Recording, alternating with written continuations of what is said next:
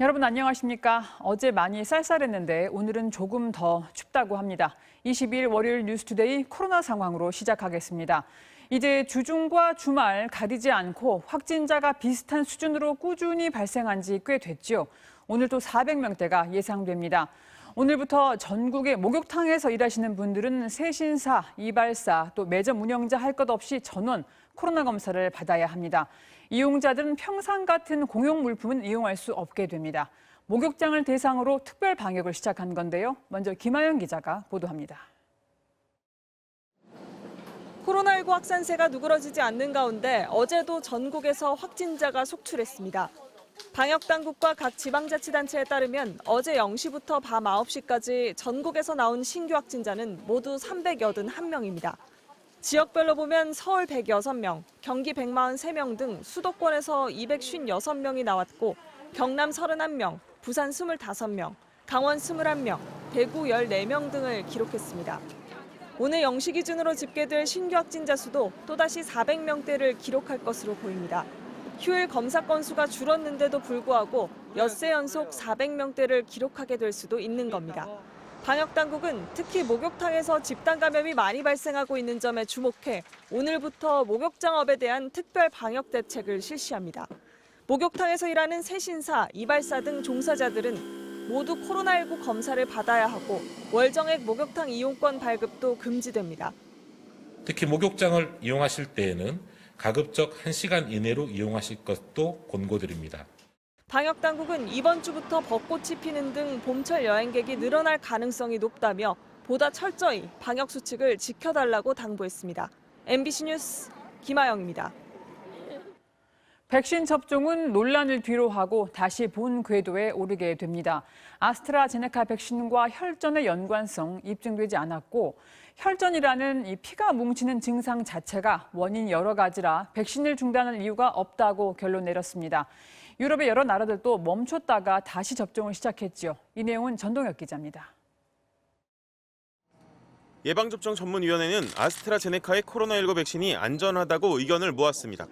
유럽의약품청이 백신과 혈전 생성 사이에는 인과관계가 없다고 밝힌 데 이어 우리 정부도 같은 결론을 내린 겁니다. 아스트라제네카 백신의 안전성에는 문제가 없다는 점을 다시 한번 확인했습니다. 국내외의 과학적 검증 결과를 믿고 백신 접종에 적극 동참해 주실 것을. 소셜미디어에서 토론회를 진행한 감염병 전문가들도 혈전증은 침대에 오래 누워 있어도 발생할 만큼 그 원인이 다양하기 때문에 접종을 중단할 필요가 없다고 강조했습니다. 코로나19 자체도 이런 질환들을 굉장히 잘 일으킵니다. 감염이라고 하는 게 대부분 혈전 관련 질환의 발생률을 높이거든요. 정부는 백신 접종과 혈전에 대한 유럽과 국내의 여러 사례를 상세하게 검토한 결과를 오늘 발표할 예정입니다. 안전성 논란이 일단락되며 내일부터는 예정대로 요양병원과 시설에 65세 이상 입소자와 종사자에 대한 아스트라제네카 백신 접종이 더 속도를 낼 걸로 전망됩니다. MBC 뉴스 전동혁입니다. 애틀랜타 총격 사건 소식입니다. 인종차별에 따른 증오 범죄라는 증거를 아직 못 찾았다는 말이 미 수사기관에서 나오는데 이렇게 소극적인 경찰과 FBI에 대해서 미국 정치인들이 본인들이 겪었던 차별을 증언하며 반발하고 있습니다. 바이든 대통령은 이번 사건이 인종 문제일 뿐만 아니라 특히 여성에 대한 폭력이라는 성명도 냈습니다. 워싱턴에서 박성우 특파원이 보도합니다. 8명이 숨진 애틀랜타 총격 사건과 관련해 바이든 대통령의 부통령 후보로 거론됐던 태미 더그워스 상원 의원은 오늘 이번 사건을 FBI와 법무부가 깊이 있게 다시 들여다보라고 촉구했습니다. 인종주의 공격에 자주 시달리는 아시아계의 피해가 당국에 의해 너무 쉽게 무시된다고 지적했습니다.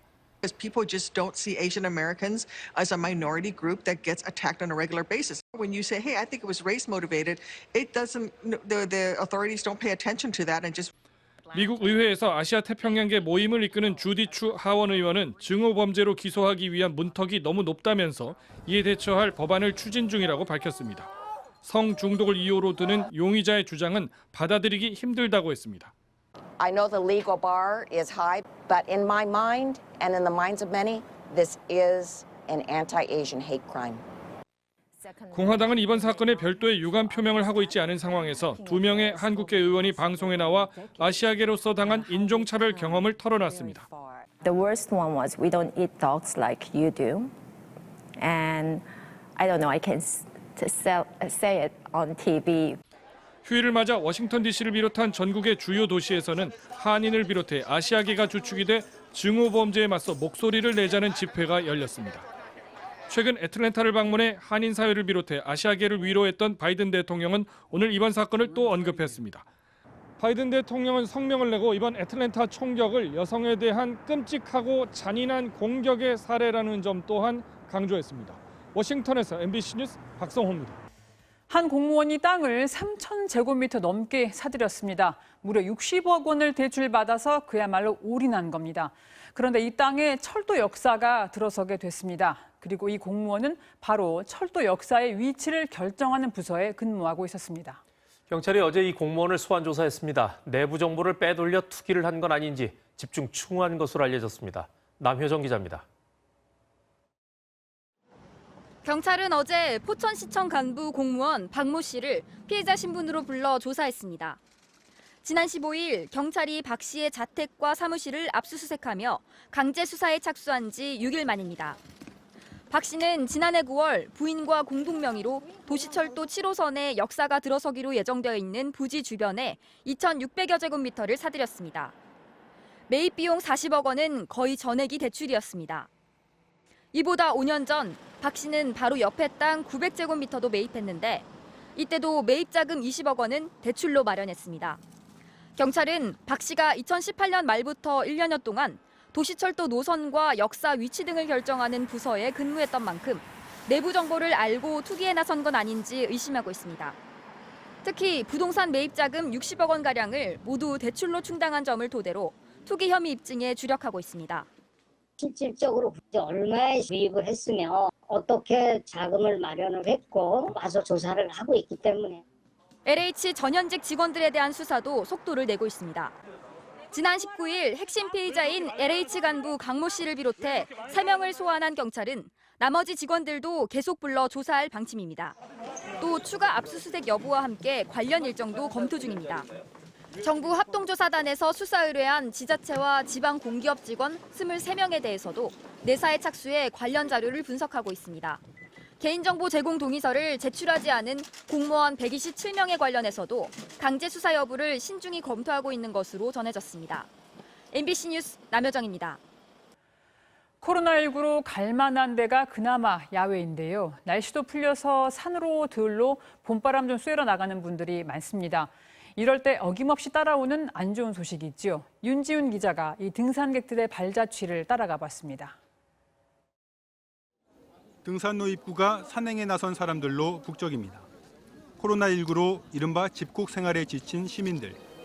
그나마 밀집도가 덜한 야외의 산에서 답답함을 풀려는 이들이 많아지면서 북한산의 경우 코로나19 이후 탐방객 수가 크게 늘었습니다. 너무 좋아요. 여기 산 둘레 보고 위에 절도 보여주고. 그런데 사람 숫자만큼이나 늘어난 것, 바로 쓰레기입니다. 관리사무소의 수거 작업 현장을 따라가 봤습니다. 등산로 근처나 나무 아래, 인적이 드문 숲까지 반나절만 돌아도 봉투가 한가득입니다.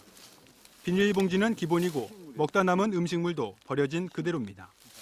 낙엽 아래 숨겨둔 쓰레기들은 작업 시간을 늘리는 주범. 지난해 북한산에서 수거한 쓰레기만 94톤에 달하고 코로나19 이후 버려진 마스크도 크게 늘었다는 게 직원들 얘기입니다. 2리터 봉지로 1인당 두세 봉지 이상 약 한 3kg에서 4kg 정도 이렇게 수거가 되고 있고 봄철 성수기 같은 경우는 하루 평균 한 80kg 정도 이렇게 수거가 되고 있습니다. 출렁다리 개장으로 수도권의 나들이 장소로 더욱 인기가 높아진 파주 가막산.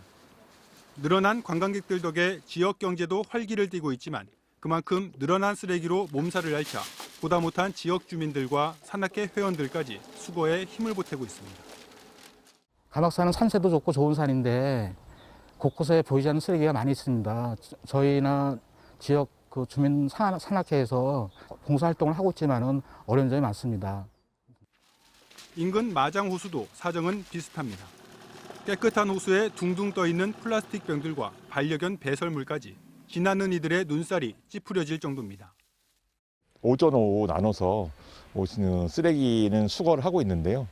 오신 분한테 쓰레기를 좀 잘 수거해달라고 계도도 하고 활동을 하지만 실제적으로는 잘 지켜지지가 않는 상황입니다. 관리공단이나 사무소 등에서 무단 투기 쓰레기에 과태료를 부과하고 쓰레기를 다시 가져가면 상품을 살 수 있는 포인트를 주는 보상책도 시행 중이지만 급증하는 쓰레기 양에는 역부족인 상황. 코로나19 장기화에 그나마 시민들의 숨통을 트여주는 산과 관광지가 몸살을 앓고 있습니다. MBC 뉴스 윤지윤입니다.